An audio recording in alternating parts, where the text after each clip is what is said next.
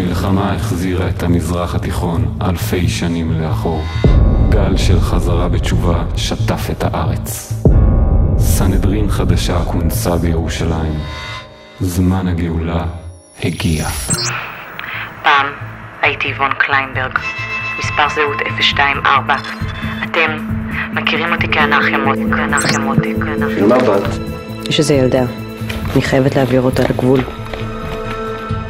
האפשרות היחידה היא דרך שדות המוקשים ודמשק. 11 שנה חייתי בזהות כפולה. לא עוד. מה נשאר לך כאן? לא תוכל להסתתר כאן לנצח. הם יתפסו אותך ואתה תמות בתנאים שלהם. רבני המוות והילדים הטובים יהרגו אותי בניקוב ועריפה, או שמשמרות הצניעות יחסנו אותי קודם. את יכולה לנסות לחזור ולמות, או לסמוך עליי ולחיות. הדם שמיותר.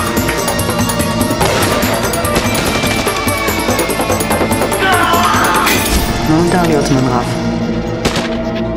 הצבא שלי היא רק סיפור שמישהו חייב להמשיך.